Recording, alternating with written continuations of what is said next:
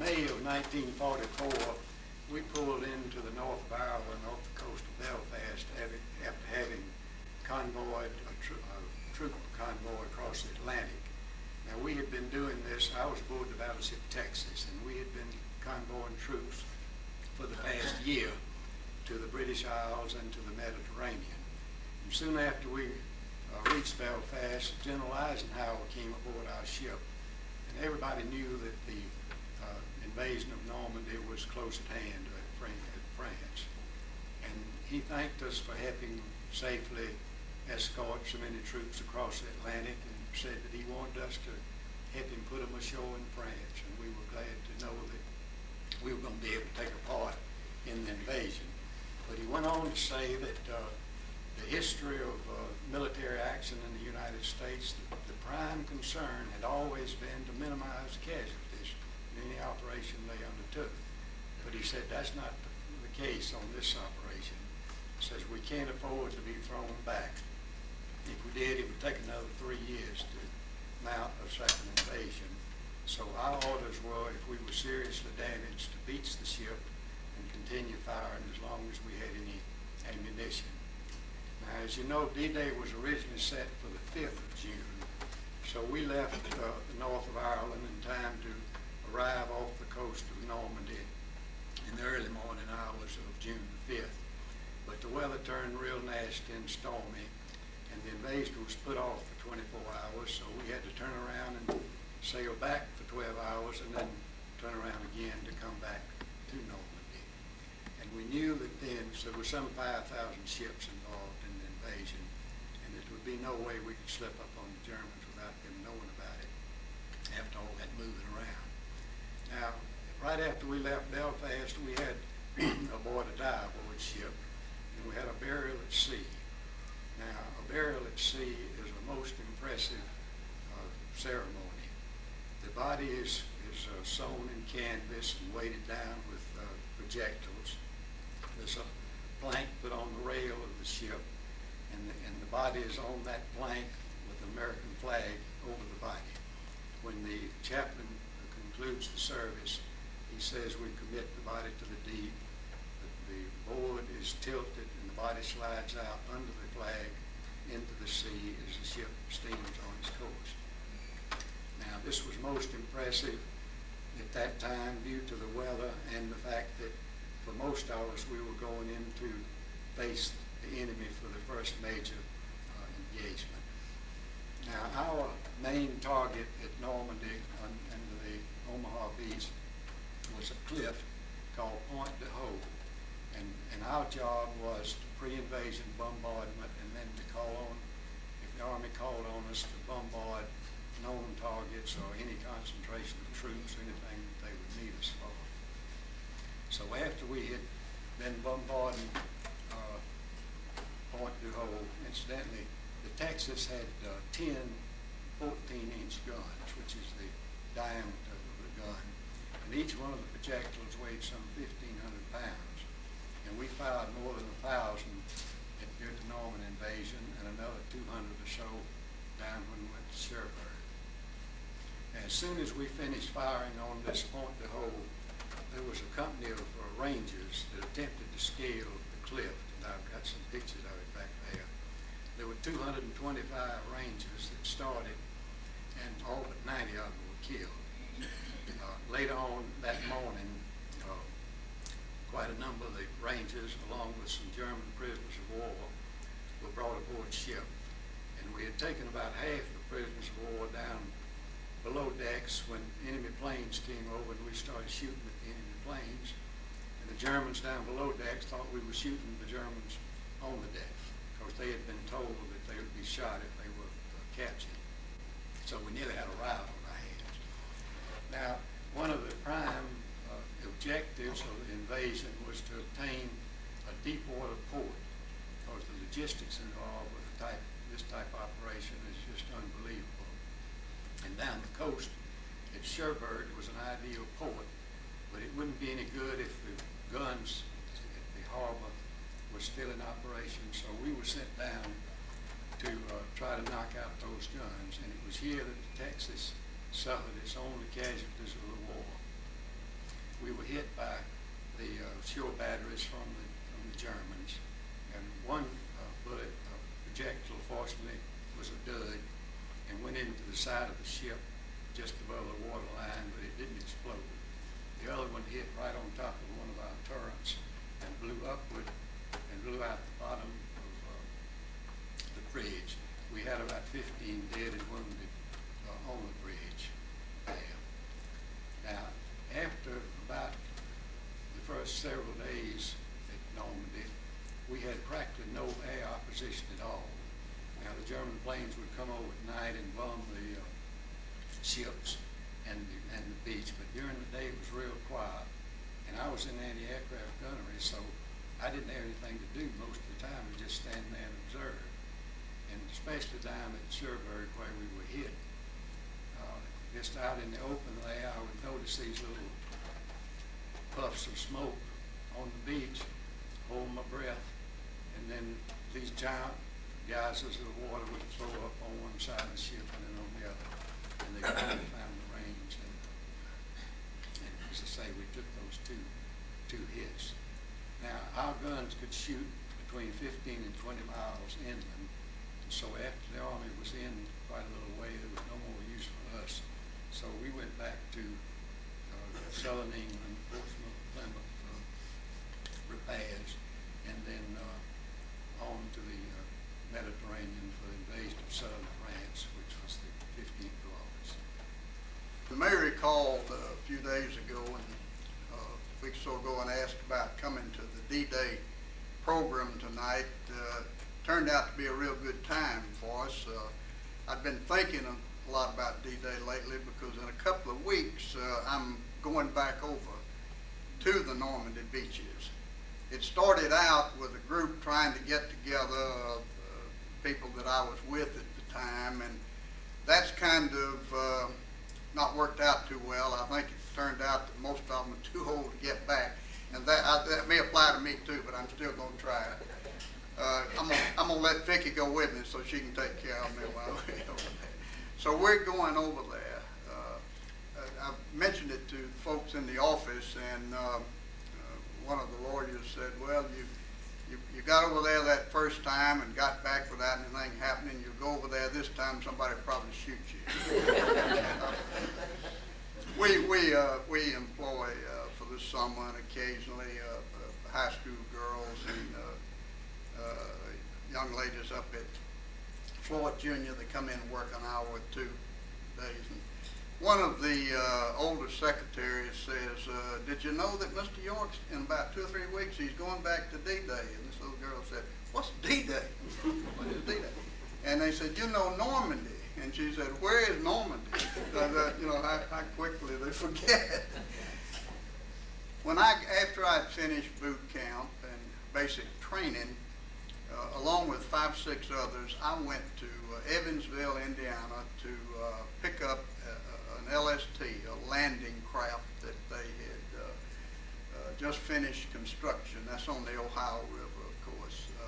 I had dreams of being on a battleship like Van or something else, and I ended up on a landing craft for something like 2 years in the amphibious. Of the 3+ years I stayed in the Navy, 2 years on landing craft.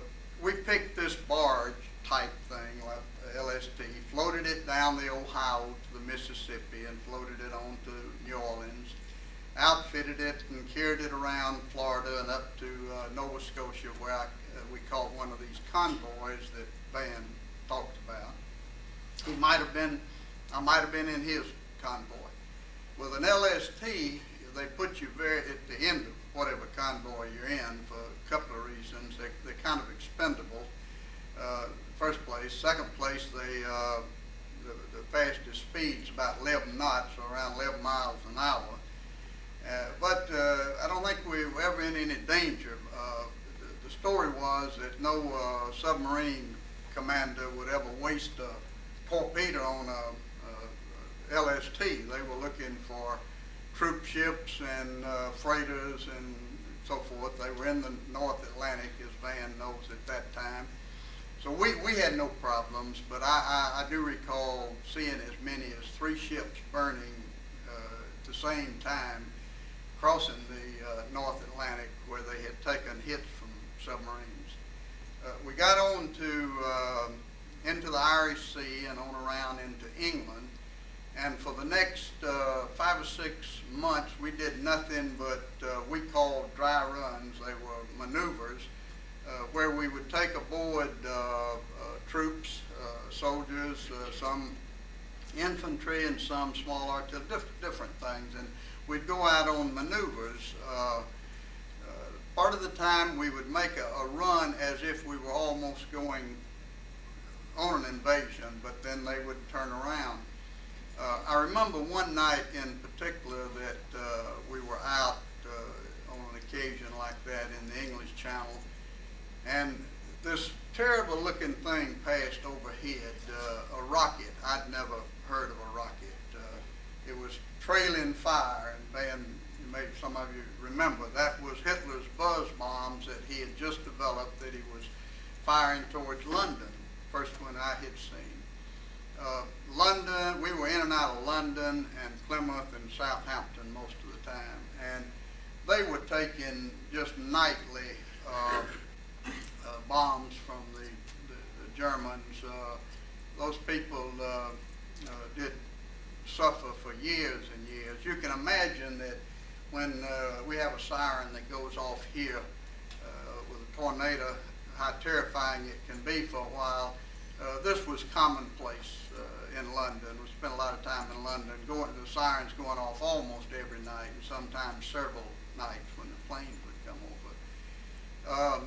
On one occasion, you may have read this lately, while several LSTs were out in the channel on this type maneuver training, some German torpedo boats found them. I think there were 4 of them.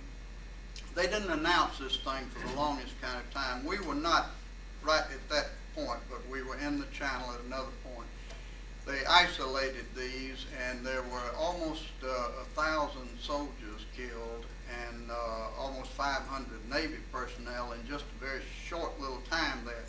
They had no defense aboard an LST. It was the most they had a couple of anti-aircraft guns. A submarine could surface and sink an LST. So you had to have the Navy ships, the fighting ships around, and whatever happened that time, there was some mix-up, and it just wasn't mentioned anywhere for years, and I read about it just recently. After what we call the dry runs, and as Van said, we all knew there was going to be an invasion. We knew it, the Germans knew it, just didn't know where and when. And I think they had a pretty fair idea when most of the time, but one of the things that I would do occasionally at night when we were out in the English Channel is be on the radio. You had a lot of different jobs on an LST because there were not many personnel on it. Had the radio, and I would listen sometime to Axis Sally. I don't know if you remember. It had Tokyo Rose in Tokyo, and it had Axis Sally. And she'd play American music, you know, and that's the only place we could listen to it. So we'd listen to her, and then between songs or whatever she's playing, she would tell us how horrible it was going to be. Just, you cannot possibly invade the French coast. All of you are going to be killed. All of your ships are going to be wiped out. We have barbed wire and all kinds of landmines and water mines and barricades, and so you can't do it. So she kept everybody fairly well upset, you know. She was an American, as I recall, but this was every chance you get, you listen to the music, you listen to what she says. As we started on one of what we thought was a maneuver, about midnight that night, they announced that this was the invasion, that we would not be turning around. I think maybe if I'd have thought, I should have realized even before then. Eisenhower didn't take me into his confidence very often over there. And so I didn't know much about what was going on except in our own little world. But we had just had aboard a unit of Canadian commandos I think equivalent to our Rangers, they were called at the time. We'd had a lot of troops come aboard off and on during the previous number of months, but this was the first time we'd had what looked like this real crack unit. Anyhow, they were aboard, and they announced that this was it. And I have a little thing I'll try. You've seen it. It's something they passed out. Eisenhower had told everybody this is the invasion band. You've probably seen that little thing there. The invasion, we along about midnight, it was when we learned of that. We were maybe halfway over towards the Normandy coast. And as it began, before it got daylight, I think some of the bravest men I ever recall, they called them frogmen, and they eased off into the darkest, blackest water you ever saw in these little rubber boats with dynamite strapped to them, and it was their job to go on in advance and try to dynamite some of the barricades that they thought might be on the beaches that would hinder some of the first wave of troops trying to get in. As it began to get daylight, the sky was covered with paratroopers, parachutes coming down, most of them behind the beaches and behind the lines at that point, but some of them were floating back out that didn't make it and landed in the water, and they were making efforts with the little PT boats to pick them up, and I guess they got most of those. The most ships, as Van said, 5,000 or so, that as far as you could see, vessels of one kind or another involved in the invasion. An LST is flat bottom, and it's the worst ride. You do not ride through waves, you're over waves, because it's totally flat bottom.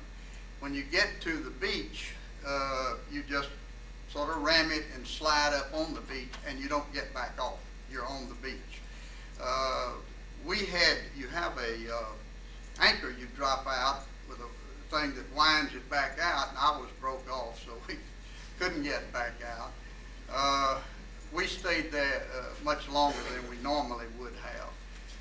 As Van said, we didn't have a lot of, the Germans didn't have a lot of planes. The planes that we saw were ours. They didn't have a lot of planes in the air during the daytime, but at night they did come over. And the worst thing that happened to us personally there on the beach was a near miss from a plane. I was on anti-aircraft gun at the time. The explosion just barely missed it. Threw a lot of shrapnel on the deck, and a number of people were wounded. Later in the day, another thing we had to do, and you did everything, whatever had to be done is what you would do. We'd go out to try to pick up some of the wounded off of the beach, and there were bodies all about, some kind of floating in the water and some in, and you had to determine, who was alive and who was dead. Someone else's help.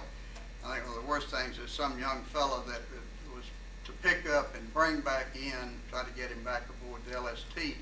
He must have stepped close to a mine that went off, some kind of concussion. He didn't appear to be hurt anywhere except both of his eyeballs were out. Just totally, you just looked down into two sockets. But anyhow, we got these people back aboard, and when we could get off the beach, we got some of them back, and we picked up some wounded Germans, and they were aboard too. The Canadian Rangers had a couple of doctors trying to treat them. That's all they had. I hear one soldier yelling, telling them, "Please don't cut off my leg. Don't amputate my leg." They were going to have to do that before they could even get him back to England. There was a young fellow, I still have a bayonet that he gave me. We had the little bunks there, and there was a German here, and we put him right above the wounded, and he asked me, said, "Would you move me? I just can't stand the idea that he's laying under me." And he left a bayonet that still had blood on it. I brought it home. I got it someplace. After that, we spent several months back and forth. carrying prisoners. Sometimes we'd have as many as 1,000 prisoners, so many that they couldn't sit down for the 12 or 14 hours or so it'd take to get them back. They'd have to stand just crushed together. And so it was either the prisoners or still wounded occasionally. We did that 30 or 40 times, I guess, across, and then began going further into France, going up the river towards Paris, taking some other troops up in that, I guess, to get them further inland where more of the fighting by that time was taking place. It was one of the trips up in France at a place called Rouen, France, that I got some orders to return to Princeton. I'd been over there at that time about 2 years, and I came back to Princeton and was in officers training up there for a while in Princeton, but I never quite made that. As soon as my number came out, I came home. Well, there we were, me and Teddy Roosevelt going up San Juan Hill. That's the wrong war. War is no joke. I was working at the post office when the war came on, and I stayed there for a good while after it started. And one day I had a handful of letters, and I walked into the postmaster's office and I said, "Mr. Brumby, I've decided to join the Navy." And I did.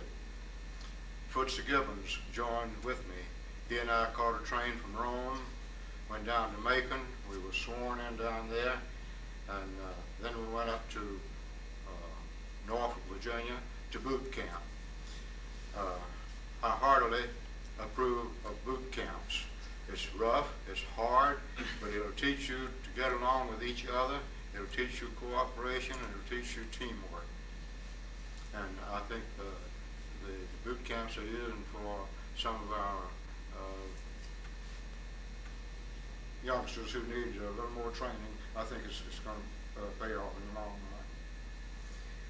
run. After going through boot camp, I was sent to the galley to do galley work until an assignment should come up.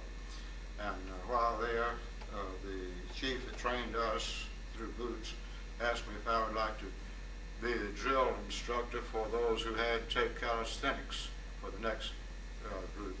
I said yes. It beat galley work. So I had that for a while. After that, we were divided into all kinds of groups and sent to all kinds of schools. I was sent to hospital school at Portsmouth, Virginia. I don't know how they picked me for hospital school, but I'm glad they did. I learned a lot. I always had a bunk to sleep in, and the food was good.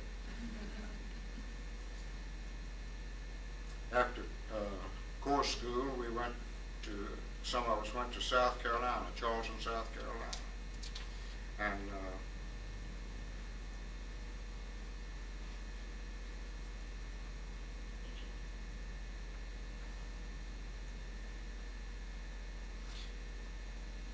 I happened to be assigned to eye, ear, nose, and throat clinic there, and stayed in there for several months.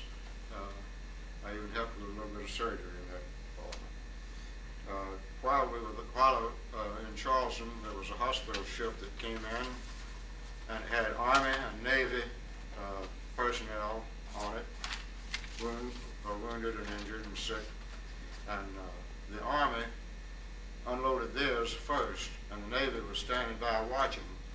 And there was a fellow from down in South Georgia named Riddlesberger walked over to our commander and says, "Commander, why in the hell don't we get some pillows and some sheets like the Army's got out there?" Says, "We look cheap."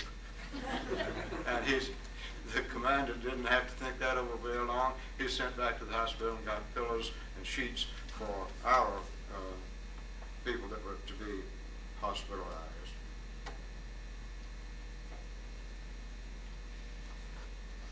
While in Charleston, I also wrote the hospital column in the Navy Yard paper called Ahoy.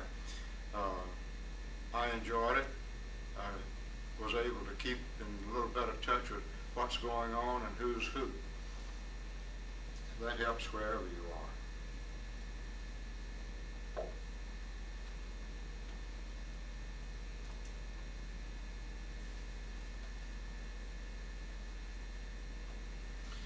excuse me, I got a few large written notes here, and I still can't read it even with my magnifying glass. At Charleston, I was finally transferred to the physiotherapy department, and I got a technician's rating in that. Also got one in electrocardiograms and also in basal metabolism. My orders for overseas came, and it was a unit called Foxy 29. We were sent to Lido Beach, New York, out on Long Island, and it was one huge bunch of medical personnel. So we almost thought among ourselves, if they're going to assemble this many medics, they expected most of them to get killed. I mean, most of the Army and Navy to get killed. But we waited there a few weeks, and then went up to Halifax, Nova Scotia, where we formed a convoy to go overseas. I imagine that's the same convoy you might have mentioned a while ago. We were told that there were 13 rows of 13 ships in that convoy. We were on an LST, and I know what they ride like, and we had stormy weather all the way across.